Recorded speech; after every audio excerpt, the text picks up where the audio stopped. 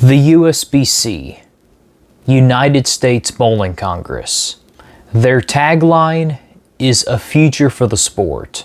But by the most recent updated rules this past weekend that they have released, the future of the sport of bowling is looking more clouded than ever in recent history. What's up, people of YouTube? I'm Karsatowski, and welcome to the Karsatowski Bowling YouTube channel.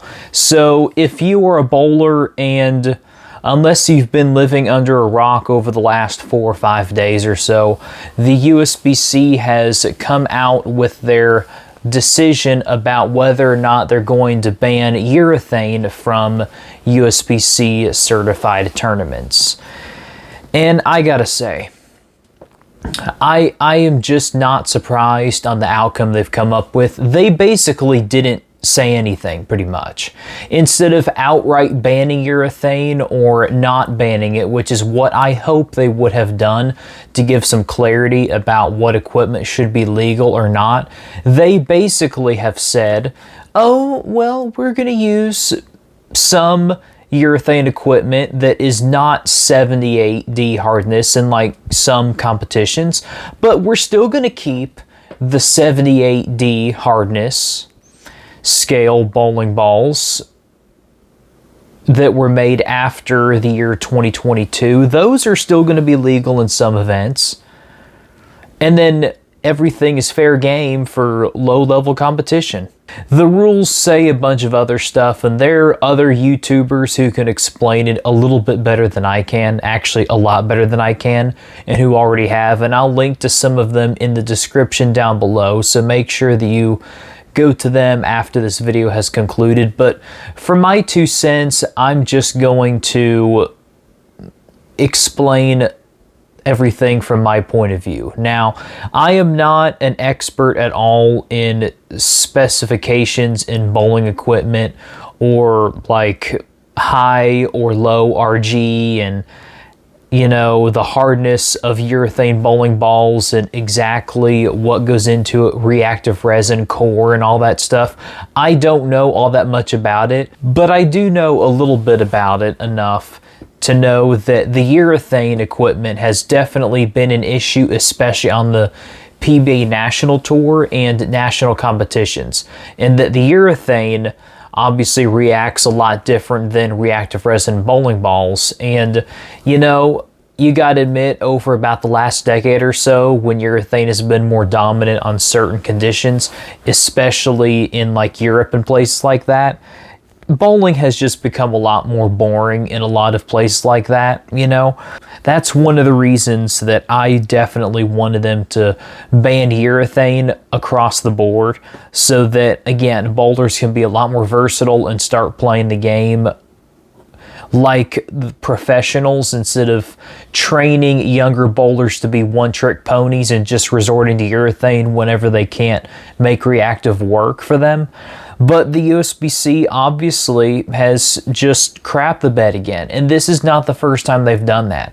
I mean, bowlers like Pete Weber over the last several years has outspoken against them several times about stuff that they've done. Like, there was one year in the last few years where they didn't allow Pete to bowl in the US Open after he retired full-time on the PBA Tour, because he didn't met the requirements to be bowling in the US Open that year, which, saying that the most winning US Open champion of all time is not eligible to meet requirements to bowl in a USBC event that he's dominated, yeah, that should give you red flags right there, that the organization who oversees those tournaments is corrupt, and it has been like that for some time. And this new rule change that they have, which they really didn't change much at all, just really lays it out on the table that this dadgum freaking organization is just corrupt. Like, there is no future with bowling with the USBC, and I've known that for quite a bit of time. I have refused to bowl in so many USBC leagues for a long time because their rules have just ruined leagues for me. I mean, the last time up until this year that I have bowled in a USBC certified league was the summer of 2019.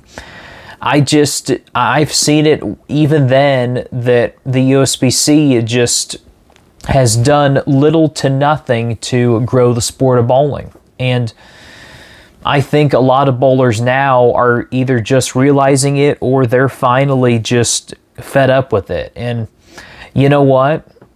I think it's time that we need to do something about it. If you were a bowler who is unsatisfied with the USBC's rules and regulations over the last few years, I suggest that you reach out to them, tag them on social media, get on to them about stuff like this, because they're going to have to make some major changes. Like, they're going to have to fire Chad Murphy, whoever it is at the top or whatever, and just get him out of office, get his stupid four-eyed face from sniffing his farts all day in his office, and all those other people who work for the USBC who don't even bowl to begin with. They're just in it to govern something because they're in it for corporate gains. They're just a shill of a company who's just out there to govern a bunch of people because they know they can prey off of their love for sport in which the USBC governs. And it's been going on for too long at this point. Like, the USBC is going to have to go through a radical change if we're going to expect any future from the sport.